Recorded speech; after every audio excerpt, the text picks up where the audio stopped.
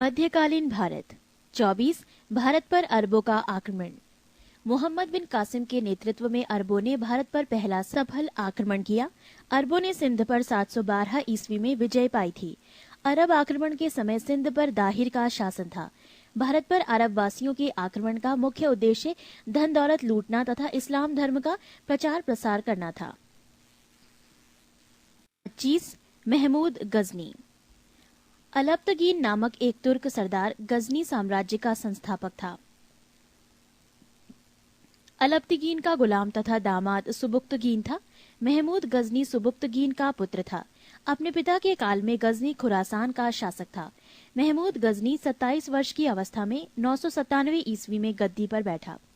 Baghdad का खलीफा अल आदिल बिल्लाह ने महमूद गजनी के पद को मान्यता प्रदान करते हुए उसे यमीन उद दौला तथा यमीन उल मिल्लाह की उपाधि दी। महमूद गजनी ने भारत पर 17 बार आक्रमण किया। महमूद गजनी ने भारत पर पहला आक्रमण 1001 ईस्वी में किया था। यह आक्रमण शाही राजा जयपाल के विरुद्ध था। इसमें जयपाल की पराजय हुई थी। महमूद गजनी का 1008 ईस्वी में नगरकोट के विरुद्ध हमले को मूर्तिवाद के विरुद्ध पहली महत्वपूर्ण जीत बताई जाती है। महमूद गजनी के ने थानेसर के चक्र स्वामिन की कांस्य निर्मित आदमकद प्रतिमा को गजनी भेजकर रंगभूमि में रखवाया। महमूद गजनी का सबसे चर्चित आक्रमण 1024 ईस्वी में सोमनाथ मंदिर सौराष्ट्र पर हुआ। इस मंदिर की लूट में उसे करीब 20 लाख दीनार की संपत्ति हाथ लगी। सोमनाथ की रक्षा में सहायता करने के कारण अनहिलवाड़ा के शासक पर महमूद ने आक्रमण किया। सोमनाथ मंदिर लूट कर ले जाने के क्रम में महमूद पर जाटों ने आक्रमण किया था और कुछ संपत्ति लूट ली थी। महमूद गजनी का अंतिम भारतीय आक्रमण 1027 ईस्वी में जाटों के विरुद्ध था। महमूद गजनी की मृत्यु 1030 ईस्वी में हो गई। अलबरूनी, फिरदौसी, उद्बी तथा फरूखी महमूद गजनी के दरबार में रहते थे। 26 मोहम्मद गौरी। गौर महमूद गजनी के अधीन एक छोटा सा राज्य था। 1173 ईस्वी में शहाबुद्दीन मोहम्मद गौरी गौर का शासक बना।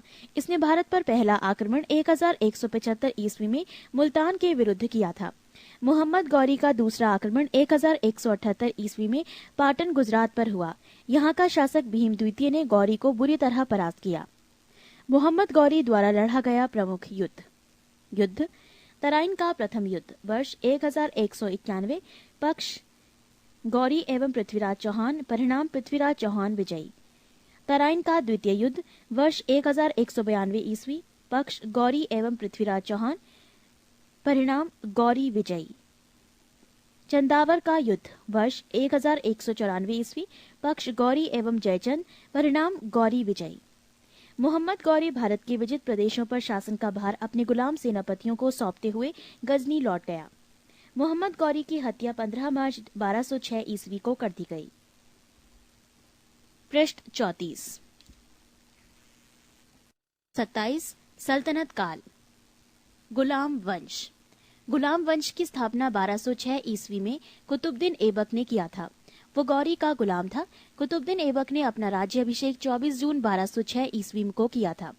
कुतुबुद्दीन ऐबक ने अपनी राजधानी लाहौर में बनाई थी। कुतुब मीनार की नींव कुतुबुद्दीन ऐबक ने डाली थी। दिल्ली का कुवत उल इस्लाम मस्जिद एवं अजमेर का 2.5 दिन का झोपड़ा नामक मस्जिद का निर्माण ऐबक ने करवाया था। कुतुबुद्दीन ऐबक को लाख बख्श, लाखों का दान देने वाला भी कहा जाता था। प्राचीन नालंदा विश्वविद्यालय को ध्वस्त करने वाला ऐबक का सहायक सेनानायक बख्तियार खिलजी था। ऐबक की मृत्यु 1210 ईस्वी में चौगान खेलते समय घोड़े से गिरकर हो गई। इसे लाहौर में दफनाया गया। ऐबक का उत्तराधिकारी आराम शाह हुआ, जिसने सिर्फ 8 महीनों तक शासन किया। आराम शाह की हत्या करके इल्तुतमिश 1211 ईस्वी में दिल्ली की गद्दी पर बैठा। इल्तुतमिश तुर्किस्तान का इलबरी तुर्क था, जो ऐबक का गुलाम एवं दामाद था। ऐबक की मृत्यु के समय वो बदायूं का गवर्नर था। इल्तुतमिश लाहौर से राजधानी को स्थानांतरित करके दिल्ली लाया। इल्तुतमिश पहला शासक था जिसने 1229 ईस्वी में बगदाद के खलीफा के सुल्तान पद की वैधानिक स्वीकृति प्राप्त की। इल्तुतमिश की मृत्यु अप्रैल 1236 ईस्वी में हो गई। इल्तुतमिश के बाद उसका पुत्र रुकनुद्दीन फिरोज गद्दी पर बैठा। वो एक अयोग्य शासक था। इसमें अल्पकालीन शासन पर उसकी मां शाह तुर्कान छाई रही। शाह तुर्कान के अवांछित प्रभाव से परेशान होकर तुर्की अमीरों ने रुकनुद्दीन को हटाकर रजिया को सिंहासन पर आसीन किया। इस प्रकार रजिया बेगम प्रथम मुस्लिम महिला थी जिसने शासन की बागडोर संभाली। इल्तुतमिश द्वारा किए गए महत्वपूर्ण कार्य: 1. कुतुब मीनार के निर्माण को पूर्ण करवाया। 2. सबसे पहले शुद्ध अरबी सिक्के जारी किए, चांदी का टंका एवं तांबा का जीतल। 3. एकता प्रणाली चलाई। 4. 40 गुलाम सरदारों का संगठन बनाया जो तुर्काने चहलगानी के नाम से जाना गया। 5. सर्वप्रथम दिल्ली के अमीरों का दमन किया। रजिया ने पर्दा प्रथा को त्याग कर तथा पुरुषों की तरह चोगा, काबा एवं कुल्हा, टोपी पहनकर राजदरबार में खुले मुंह से जाने लगी। रजिया ने मलिक जमालुद्दीन याकूत को अमीर अखोर घोड़े का सरदार नियुक्त किया। गैर तुर्कों को सामंत बनाने के रजिया के प्रयासों से तुर्की अमीर विरुद्ध हो गए और उसे बंदी बनाकर दिल्ली की गद्दी पर मुइजुद्दीन बहराम शाह को बैठा दिया। रजिया की शादी अल्तूनिया के साथ हुई। इससे शादी करने के बाद रजिया ने पुनः गद्दी प्राप्त करने का प्रयास किया, लेकिन वो असफल रही। रजिया की हत्या 13 अक्टूबर 1240 ईस्वी को डाकुओं के द्वारा कैथल के पास कर दी गई। बहराम शाह को बंदी बनाकर उसकी हत्या मई 1242 ईस्वी में कर दी गई। बहराम शाह के बाद दिल्ली का सुल्तान अलाउद्दीन मसूद शाह 1242 ईस्वी में बना। बलबन ने षड्यंत्र के द्वारा 1246 ईस्वी में अलाउद्दीन मसूद शाह को सुल्तान के पद से हटाकर नासिरुद्दीन महमूद को सुल्तान बना दिया। नासिरुद्दीन महमूद ऐसा सुल्तान था जो टोपी सीकर अपना जीवन निर्वाह करता था। बलबन ने अपनी पुत्री का विवाह नासिरुद्दीन महमूद के साथ किया था। पृष्ठ 35। बलबन का वास्तविक नाम बहाउद्दीन था। वो इल्तुतमिश का गुलाम था। तुर्काने चहलगानी का विनाश बलबन ने किया था। बलबन 1266 ईस्वी में ग्यासुद्दीन बलबन के नाम से दिल्ली की गद्दी पर बैठा। वो मंगोलों के आक्रमण से दिल्ली की रक्षा करने में सफल रहा। राजदरबार में सजदा एवं पैबोस प्रथा की शुरुआत बलबन ने की थी। बलबन ने फारसी रीति रिवाज पर आधारित नवरोज उत्सव को प्रारंभ करवाया। अपने विरोधियों के प्रति बलबन ने कठोर लौह एवं रक्त की नीति का पालन किया। नासिरुद्दीन महमूद ने बलबन को उलूंग खां की उपाधि प्रदान की। बलबन के दरबार में फारसी के प्रसिद्ध कवि अमीर खुसरो एवं अमीर हसन रहते थे। गुलाम वंश का अंतिम शासक शम्मुद्दीन कैमूर्स था।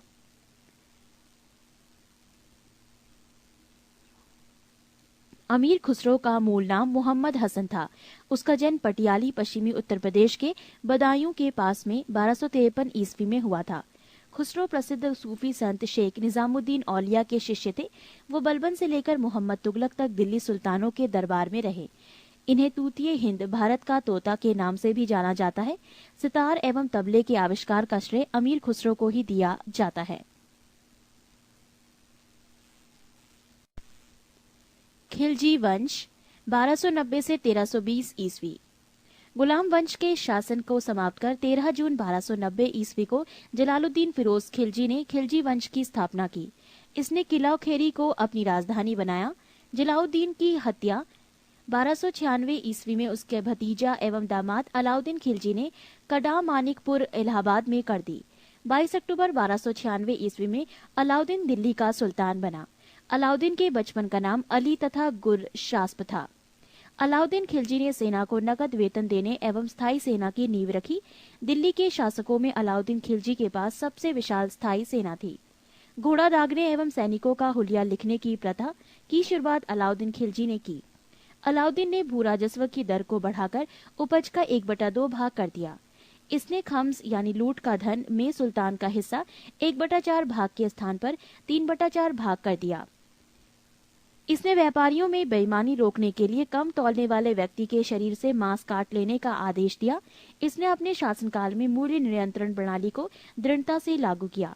दक्षिण भारत की विजय के लिए अलाउद्दीन ने मलिक काफूर को भेजा। जमैयत खाना मस्जिद, अलाई दरवाजा, सीरी का किला तथा 1000 खंबा महल का निर्माण अलाउद्दीन खिलजी ने करवाया था। दैवी अधिकार के सिद्धांत को अलाउद्दीन ने चलाया था। सिकंदर सानी की उपाधि से स्वयं को अलाउद्दीन खिलजी ने विभूषित किया। अलाउद्दीन ने मलिक याकूब को दीवाने रियासत नियुक्त किया था। अलाउद्दीन द्वारा नियुक्त परवाना नवीस नामक अधिकारी वस्तुओं की परमिट जारी करता था।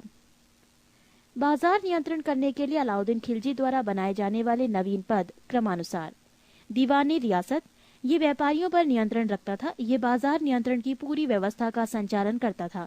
शहनाई मंडी, प्रत्येक बाजार में बाजार का अधीक्षक बरीद बाजार के अंदर घूमकर बाजार का निरीक्षण करता था।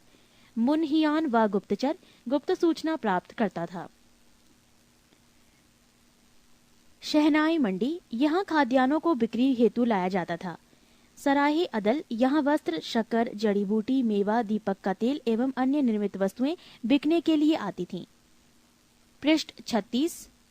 अलाउद्दीन खिलजी की आर्थिक नीति की व्यापक जानकारी जियाउद्दीन बरनी की कृति तारीखे फिरोजशाही से मिलती है।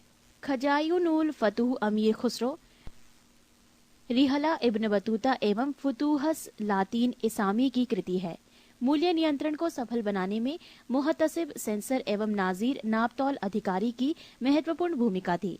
राजस्व सुधारों के अंतर्गत अलाउद्दीन ने सर्वप्रथम मिल्क इनाम एवं वक्फ के अंतर्गत दी गई भूमि को वापस लेकर उसे खालसा भूमि में बदल दिया। अलाउद्दीन खिलजी के द्वारा लगाए जाने वाले दो नवीन कर थे। एक चराई कर, दुधारू पशुओं पर लगाया जाता। दो गढ़ी कर, घरों एवं झोपड़ी पर लगाया जाता था। अलाउद्दीन खिलजी की मृत्यु 5 जनवरी 1316 ईस्वी को हो गई। कुतुबुद्दीन ए मुबारक खिलजी 1316 ईस्वी को दिल्ली के सिंहासन पर बैठा। इसने नग्न स्त्री पुरुष की संगत पसंद थी। मुबारक खिलजी कभी कभी राज दरबार में स्त्रियों का वस्त्र पहनकर आ जाता था। बरनी के अनुसार मुबारक कभी कभी नग्न होकर दरबारियों के बीच दौड़ा करता था। मुबारक खान ने खलीफा की उपाधि धारण की थी। मुबारक के वजीर खुसरो खान ने 15 अप्रैल 1320 ईस्वी को उसकी हत्या कर दी और स्वयं दिल्ली के सिंहासन पर बैठा। खुसरो खान ने पैगंबर के सेनापति की उपाधि धारण की।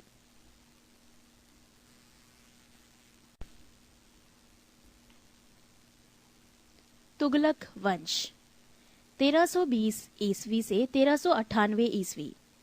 5 सितंबर 1320 ईस्वी को खुसरो खां को पराजित करके गाजी मलिक या तुगलक वंश गाजी गयासुद्दीन तुगलक के नाम से 8 सितंबर 1320 ईस्वी को दिल्ली के सिंहासन पर बैठा। गयासुद्दीन तुगलक ने करीब 29 बार मंगोल आक्रमण को विफल किया। गयासुद्दीन ने अलाउद्दीन के समय के लिए किए गए अमीरों की भूमि को पुनः लौटा दिया। इसने सिंचाई के लिए कुएं एवं नहरों का निर्माण करवाया। संभवतः नहरों का निर्माण करने वाला गयासुद्दीन प्रथम शासक था। गयासुद्दीन तुगलक ने दिल्ली के समीप स्थित पहाड़ियों पर तुगलकाबाद नाम का एक नया दुर्ग को 56 कोट के नाम से भी जाना जाता है। गयासुद्दीन तुगलक की मृत्यु 1325 ईस्वी में बंगाल के अभियान से लौटते समय जूना खां द्वारा निर्मित लकड़ी के महल में दबकर हो गई। गयासुद्दीन के बाद जूना खां मोहम्मद बिन तुगलक के नाम से दिल्ली के सिंहासन पर बैठा।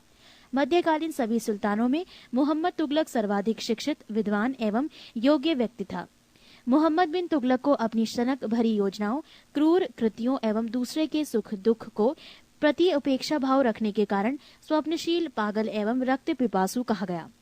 मोहम्मद बिन तुगलक ने कृषि के विकास के लिए अमीरे कोही नामक एक नवीन विभाग की स्थापना की। मोहम्मद बिन तुगलक ने अपनी राजधानी दिल्ली से देवगिरी में स्थानांतरित की और इसका नाम दौलताबाद रखा। सांकेतिक मुद्रा के अंतर्गत मोहम्मद बिन तुगलक ने पीतल फरिश्ता के अनुसार, तांबा बरनी के अनुसार धातुओं के सिक्के चलवाए, जिनका मूल्य चांदी के रुपया टंका के बराबर होता था। मोहम्मद बिन तुगलक द्वारा क्रियान्वित 4 योजनाएं क्रमशः: 1. दोआब क्षेत्र में कर वृद्धि 1326 से 1327 ईस्वी। 2. राजधानी परिवर्तन 1326 से 27 ईस्वी। 3. सांकेतिक मुद्रा का प्रचलन 1329 से 1330 ईस्वी। 4. खुरासन एवं कराचल का अभियान। पृष्ठ 37। अफ्रीकी यात्री इब्न बतूता लगभग 1333 ईस्वी में भारत आया। सुल्तान ने इसे दिल्ली का काजी नियुक्त किया। 1342 ईस्वी में सुल्तान ने इसे अपने राजदूत के रूप में चीन भेजा। इब्न बतूता की पुस्तक रेहला में मोहम्मद तुगलक के समय की घटनाओं का वर्णन है। इसने अपनी पुस्तक में विदेशी व्यापारियों के आवागमन, डाक चौकियों की स्थापना यानी डाक व्यवस्था एवं गुप्तचर व्यवस्था के बारे में लिखा है। मोहम्मद बिन तुगलक की मृत्यु 20 मार्च 1351 ईस्वी को सिंध जाते समय थट्टा के निकट गोडाल में हो गई। मोहम्मद बिन तुगलक के शासनकाल में दक्षिण में हरिहर एवं बुक्का नामक 2 भाइयों ने 1336 ईस्वी में स्वतंत्र राज्य विजयनगर की स्थापना की। महाराष्ट्र में अलाउद्दीन बहमन शाह ने 1347 ईस्वी में स्वतंत्र बहमनी राज्य की स्थापना की। मोहम्मद बिन तुगलक की मृत्यु पर इतिहासकार बर्नी लिखता है, अंततः लोगों को उससे मुक्ति मिली और उसे लोगों से। मोहम्मद बिन तुगलक शेख अलाउद्दीन का शिष्य था। वो सल्तनत का पहला शासक था जो अजमेर में शेख मोइनुद्दीन चिश्ती की दरगाह और बहराइच में सालार मसूद गाजी के मकबरे में गया। मोहम्मद बिन तुगलक ने बदायूं में मीरन मुल्हिम, दिल्ली में शेख निजामुद्दीन औलिया, मुल्तान में शेख रुकनुद्दीन, अजुदहन में शेख मुल्तान आदि संतों की कब्र पर मकबरे बनवाए। फिरोज तुगलक का राज्याभिषेक ठट्टा के नजदीक 20 मार्च 1351 ईस्वी को हुआ। पुनः फिरोज का राज्याभिषेक दिल्ली में अगस्त 1351 ईस्वी को हुआ। खलीफा द्वारा इसे कासिम अमीर उल मोममीन की उपाधि दी गई। राजस्व व्यवस्था के अंतर्गत फिरोज ने अपने शासनकाल में 24 कष्टदायक करों को समाप्त कर केवल 4 कर खराज, लगान, खुम्स, युद्ध में लूट का माल, जजिया एवं जकात को वसूल करने का आदेश दिया। फिरोज तुगलक ब्राह्मणों पर जजिया लागू करने वाला पहला मुसलमान शासक था। फिरोज तुगलक ने एक नया कर, सिंचाई कर भी लगाया जो उपज का 1/10 भाग था। फिरोज तुगलक ने 5 बड़ी नहरों का निर्माण करवाया।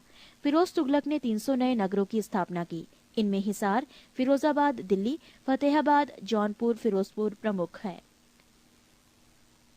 इसके प्रशासन काल में खिजराबाद, टोपरा गांव एवं मेरठ से अशोक के 2 स्तंभों को लाकर दिल्ली में स्थापित किया गया। सुल्तान फिरोज तुगलक ने अनाथ मुस्लिम महिलाओं, विधवाओं एवं लड़कियों की सहायता के लिए एक नए विभाग दीवाने खैरात की स्थापना की। सल्तनत कालीन सुल्तानों के शासनकाल में सबसे अधिक दासों की संख्या करीब 1,80,000 फिरोज तुगलक के समय थी। दासों की देखभाल के लिए फिरोज ने एक नए विभाग दीवाने बंदगान की स्थापना की। इसने सैन्य पदों को वंशानुगत बना दिया। इसने अपनी आत्मकथा फतुहाते फिरोजशाही की रचना की। इसने जियाउद्दीन बर्नी एवं शम्से सिराज अफीफ को अपना संरक्षण प्रदान किया। इसने ज्वालामुखी मंदिर के पुस्तकालय से लूटे गए 1300 ग्रंथों में से कुछ को फारसी में विद्वान अपाउद्दीन द्वारा दलायते फिरोजशाही नाम से अनुवाद करवाया। इसने चांदी एवं तांबे के मिश्रण से निर्मित सिक्के भारी संख्या में जारी करवाए, जिसे अध्वा एवं विक कहा जाता था। फिरोज तुगलक की मृत्यु सितंबर 1388 ईस्वी में हो गई। फिरोज काल में निर्मित खाने जहां तेलंगानी के मकबरा की तुलना जेरूसलम में निर्मित उमर के मस्जिद से की जाती है। पृष्ठ 38। सुल्तान फिरोज तुगलक ने दिल्ली के कोटला फिरोज शाह दुर्ग का निर्माण करवाया। तुगलक वंश का अंतिम शासक नासिरुद्दीन महमूद तुगलक था। इसका शासन दिल्ली से पालम तक ही रह गया था। तैमूर लंग ने सुल्तान नासिरुद्दीन मोहम्मद तुगलक के समय 1398 में दिल्ली पर आक्रमण किया। नासिरुद्दीन के समय ही मलिक कुशशर्क पूर्वाधिपति की उपाधि एक हिजड़ा मलिक सरवर ने जौनपुर में एक स्वतंत्र राज्य की स्थापना की। सैयद वंश 1414 से 1451 ईस्वी। सैयद वंश का संस्थापक था खिज्र खां। इसने सुल्तान की उपाधि न धारण कर अपने को रैयत ए आला की उपाधि से ही खुश रखा। खिज्र खां तैमूर लंग का सेनापति था। भारत से लौटते समय तैमूर लंग ने खिज्र खां को मुल्तान, लाहौर एवं दीपालपुर का शासक नियुक्त किया। खिज्र खां नियमित रूप से तैमूर के पुत्र शाहरुख को कर भेजा करता था। खिज्र खां की मृत्यु 20 मई 1421 ईस्वी में हो गई। खिज्र खां के पुत्र मुबारक खां ने शाह की उपाधि धारण की थी। याहिया बिन अहमद सरहिंदी को मुबारक शाह का संरक्षण प्राप्त था। इसकी पुस्तक तारीख मुबारक शाही में सैयद वंश के विषय में जानकारी मिलती है। यमुना के किनारे मुबारकबाद की स्थापना मुबारक शाह ने की थी। सैयद वंश का अंतिम सुल्तान अलाउद्दीन आलम शाह था। सैयद वंश का शासन करीब 37 वर्षों तक रहा। लोदी वंश 1451 से 1526 ईस्वी। लोदी वंश का संस्थापक बहलोल लोदी था। वो 19 अप्रैल 1451 ईस्वी को बहलोल शाहगाजी की उपाधि से दिल्ली के सिंहासन पर बैठा। दिल्ली पर प्रथम अफगान राज्य की स्थापना का श्रेय बहलोल लोदी को दिया जाता है। बहलोल लोदी ने बहलोल सिक्के का प्रचलन करवाया। वो अपने सरदारों को मकसदे अली कहकर पुकारता था।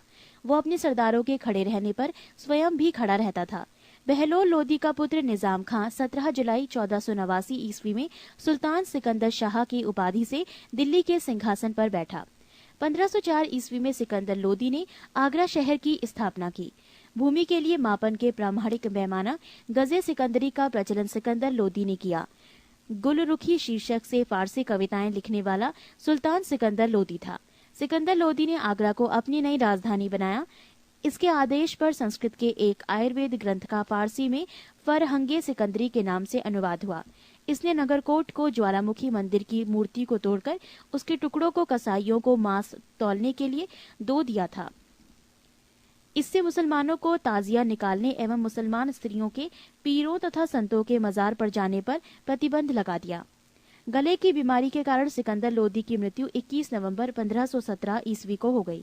इसी दिन इसका पुत्र इब्राहिम शाह की उपाधि से आगरा के सिंहासन पर बैठा।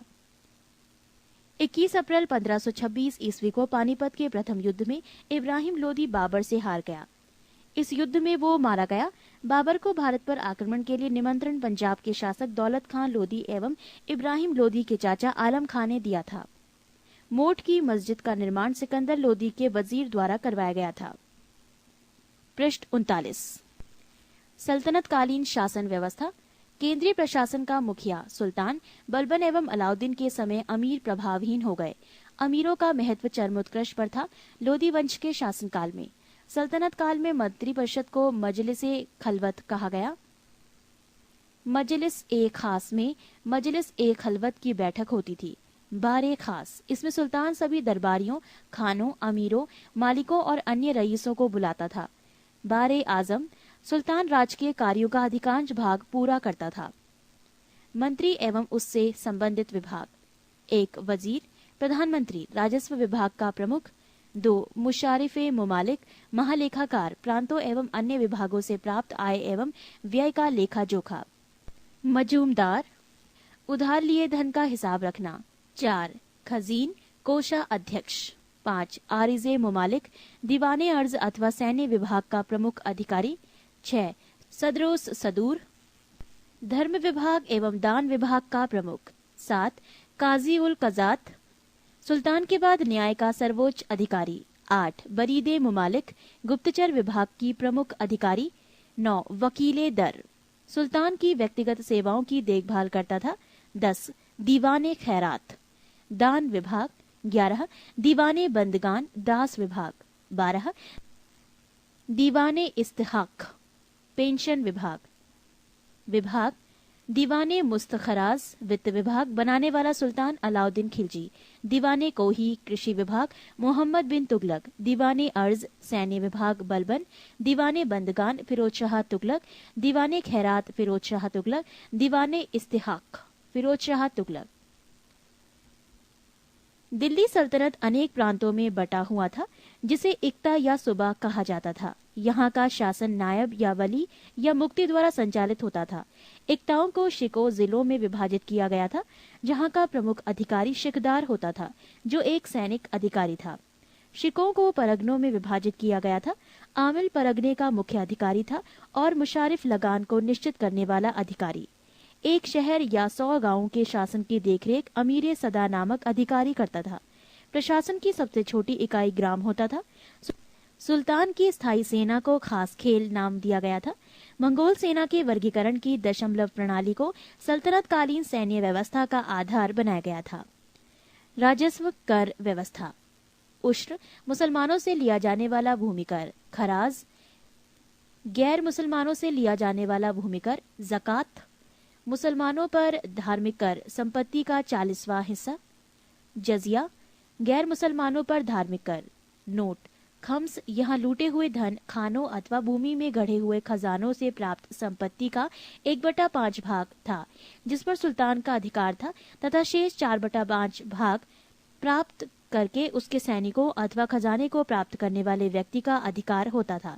परंतु फिरोज तुगलक को छोड़कर अन्य सभी शासकों ने 4/5 हिस्सा स्वयं अपने लिए रखा। सुल्तान सिकंदर लोदी ने गढ़े हुए खजानों में से कोई हिस्सा नहीं लिया। पृष्ठ 40। सल्तनत काल में बारूद की सहायता से गोला फेंकने वाली मशीन को मंगलीक तथा अर्राद कहा जाता था। अलाउद्दीन खिलजी ने इक्ता प्रथा को समाप्त किया था। इक्ता प्रथा की दोबारा शुरुआत फिरोज तुगलक ने की थी। सल्तनत काल में अच्छी नस्ल के घोड़े तुर्की, अरब एवं रूस से मंगाए जाते थे। हाथी मुख्यतः बंगाल से मंगाए जाते थे। सल्तनत कालीन कानून शरीयत, कुरान एवं हदीस पर आधारित था। मुस्लिम कानून के 4 महत्वपूर्ण स्रोत थे: कुरान, हदीस, इजमा एवं कयास।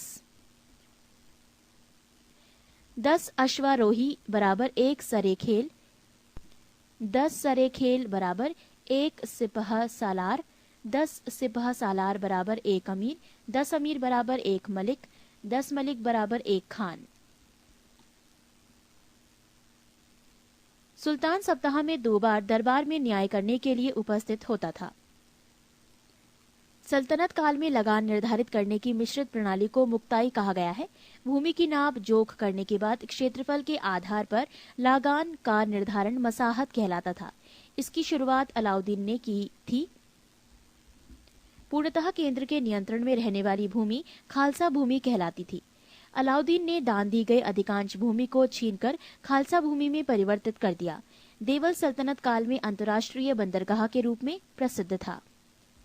स्थान और प्रसिद्धि के कारण: सरस्वती अच्छी किस्म के चावल के लिए, अनहीवाड़ा व्यापारियों का तीर्थ स्थल के रूप में, सदगांव रेशमी रजाइयों के लिए, आगरा नील उत्पादन के लिए, बनारस सोने चांदी एवं जड़ी काम के लिए। 28 विजयनगर